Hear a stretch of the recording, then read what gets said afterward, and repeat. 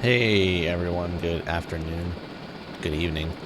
FPS Chazla here, welcome back to my tutorial series. Today, I am starting the MH-60 Seahawk anti-submarine warfare helicopter. So in addition to being an asset for the Oliver Hazard Perry, this is also a standalone aircraft, and it's pretty fun to play as. You can zip around, find enemies real quickly, get weapons off, so it's fun. Today will be a brief overview of what every single screen entails because a lot of people have told me they don't really know how to use the Seahawk. So, very basic today. Just go over where everything is, what everything does. Probably my goal for the tutorials from now on is to keep them at like 10 minutes or less because that first tutorial I ever uploaded, Intro to Dangerous Waters, is too much information in one video, so I'm going to try and keep these as short as possible. Quantity is better. Shorter videos, I think, are better. So let's get to it. We're going to start with the pilot's station here. So there's a lot of stuff going on here, and it looks kind of confusing. This is probably a place you're going to want to keep autocrew on unless you want to fly this thing with a joystick. So over here, you got the this is like the throttle and everything. It's on autocrew. If you don't have a joystick, you don't really mess with any of this. I think I tried to play this with a joystick once many years ago, so not really too familiar with actually flying this thing, but the manual can point all that out. Up here, this is the most important thing that autocrew has to deal with, is your countermeasures here. So if autocrew is off, this switches to manual. So if someone gets a lock on you with a missile, the helicopter is not going to do anything. It's just going to maintain steady state. Same course, same speed, same altitude. If autocrew is on, this switches back to auto, and then the autocrew will automatically deploy flare and chaff and take evasive maneuvers. I'm going to slow down here. Take evasive maneuvers if an enemy launches a missile on you. So yeah, that's so you're pretty much going to want to keep this on autocrew.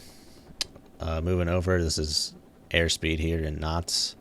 Vertical speed, this is okay, so quick physics lesson here. Velocity or speed is a vector. So you have a horizontal component and a vertical component. This only tells you the vertical component. So we could be going along at 130 knots, but we're not moving up or down, so vertical speed is 0. So this is just pure climb or descend is what that's telling you. Obviously, the greater this is, the more you should be like, oh crap, I'm about to crash or something. This is the gimbal. I'm not sure if they call it a gimbal in an aircraft, but that's what it's called on a spaceship. This middle line right here is your horizon, so it gives you an indication of what your pitch is. So if I order a speed change here, you'll see the gimbal rotates down. So black is horizon, blue is sky. So if you see more horizon, that means you could probably be heading towards the ground. If you see more sky, that means you're probably climbing up. That's generally what it is in an airplane, but it's more or less kind of reversed in a helicopter. Once again, none of this really matters if you're not flying this yourself. I'm sure if you want to fly this, you already know about all that. Here's your fuel display. You know, you got 3/4 of a tank, half a tank, quarter of a tank, and then empty. So up here we got some alarm lights. Lock means there's a missile lock. Collision probably means you're about to hit the ground or whatever. So let me order a height altitude decrease. And they usually go like boop, boop, boop. Crazy. Yeah, there you go. Oh, just heard it. It went away. If you hear that noise, it's just the autopilot. Yeah. It's just letting you know that you're losing altitude, even though it shouldn't be coming on. Low fuel, obvious. Rotor. I'm not sure what this one means exactly. Here, hang on. Let me try and look at the manual real quick. Alright, so the manual says the rotor light is lit when retreating blade stall is imminent. This light will normally appear only when driving with the joystick at a very high speed. Do what you can to slow down. So I'm not sure what a retreating blade stall is. I guess that means you're going too fast and the rotor can't provide enough lift or something because there's too much air moving over it, maybe. Someone who is more flying inclined can chime in here and let me know. This is the magnetic anomaly detector, and that's the way to detect subs. It lights up if you get a MAD contact. Down here, this is your ordered course. It always points in the direction it always points up, which is the direction you're going. So in a sense, it's kind of like a relative compass, but it still uses absolute bearing. And then this is your altitude display. You read this kind of like a clock. So for whatever this is displaying here, you multiply it by 100. So 1 times 100 is 100 feet. And then for this little one, you multiply it times 1,000. So 1 is for 1,000 feet. And then this is a... here you can disable the autopilot while keeping on the evasive maneuver stuff. Not really sure why you'd want it, but I'm sure it provides a degree of easing into flying the helicopter if you want to do that.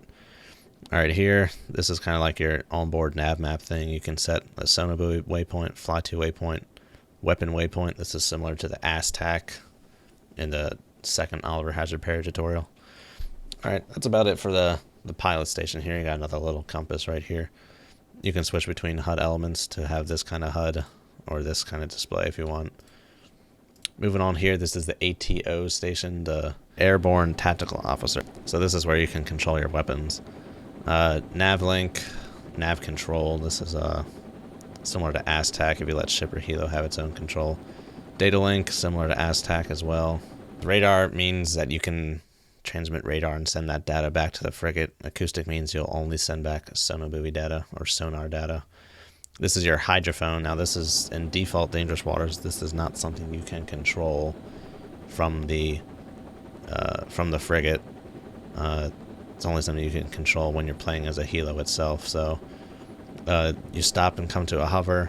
Can't go very fast or else this thing will get ripped off. Deploy this bad boy and then you got your own little towed array basically just sitting in the water. So that's a nice thing to have, but it can make you you will be a sitting duck for a while. This is going in or coming out, and you only have one, so you lose it. You're pretty much, that's a big loss there if you lose the hydrophone. MAD sensor, you have to deploy this in the water as well. Alright, over here is where you set up your weapons. So you got your 3 different pylons over here. I only have all torpedoes set up on this right now. When I get to launching stuff, I'll have a separate tutorial for that.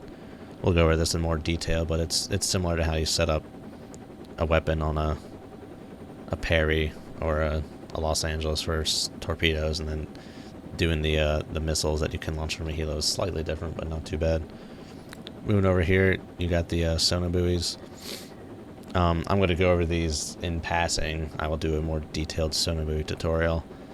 So you got yourself Vlad, DFAR, and DCAS. I call them DCAS and DFAR. You might want to say DIFAR or DICAS. Doesn't really matter to me, as long as you know what I'm saying. And then there's a bathyotherm probe too. So you drop this and it'll tell you where the layer is. The way you want to set this up is you want to do your searching with the Vlads. They're the most sensitive in terms of acoustic, and if you have a bad sea state, you want to use the Vlads as well. DFARs are something you want to use once you've detected a contact. You want to go in with these guys and localize with the DFARs. And then once you're pretty sure where a sub is, you can use the DCAS. DCAS is active. You can use the DCAS and send out a ping and fully nail down, firm up your enemy submarine's position here. The DCAS also has passive capabilities, but it is the worst in terms of passive of these 3 sonar buoys, so don't think you can just load up on a bunch of DCASs because you won't be able to find anything passively. You want to use passive because you don't want to give away to a sub that you're hunting them. Alright, let's move on to the next station here. This is the acoustic display. This is where you will look at all your sonar buoys here. Where does this go? That goes to radar. Not what we want to look at.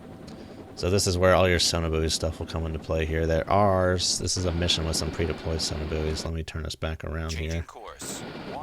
So let's see, we got one on channel 1 here. So this little subscript number indicates what channel the sonar buoy is on, while this bigger number indicates where it came from. That'll be helpful for multiplayer mostly. So let's go to channel 1 here. Channel 1, yes. So you tell, these little windows are called grams. So this is where you select what frequency buoy you want to look at. You have to increase your altitude here. So if you change this to 2, then it'll control which frequency this one's on. That's how that works. So we're not getting any data from sonar buoy 1 because we don't have line of sight to the sonar buoy. It is beneath the horizon. So if it says out of range, you need to increase your altitude or get closer to the sonar buoy. Let's move on over to radar. This is, your standard radar. You can turn it on and go auto crew, because that's what I would probably do, unless you want to really sit here and mark all these things. But that's your prerogative. So if you turn radar on, people will be able to see you. So all those same restrictions apply. F6. This is your MAD detector, magnetic anomaly detection. There's also SAD. Let me see what that stands for real quick. Alright, the manual says SAD is submarine anomaly detection. MAD is magnetic anomaly detection.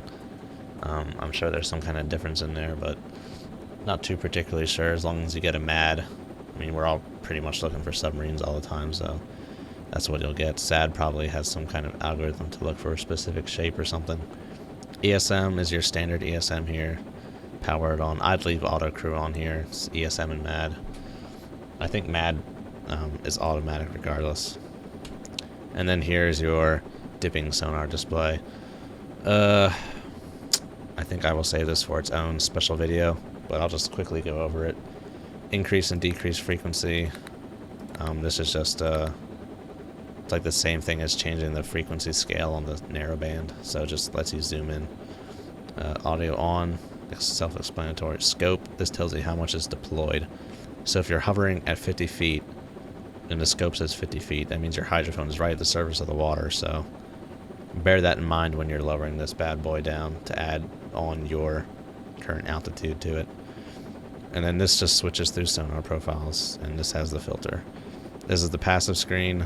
It's pretty similar to a narrowband. And then you got the active screen here for transmitting pings. This is all pretty self-explanatory from the submarine or the Perry. So yeah, I think that is it for all the individual stations. A quick run over of what everything is.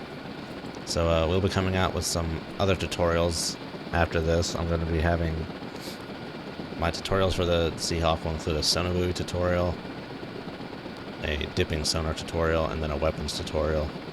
And then I think that'll be it for the helo. Oh, and for all of you guys who loathe using the target motion analysis, there is no TMA for aircraft. You don't need TMA, and I will get into that later. So thanks for watching, guys. I'll see you later. Have a good one.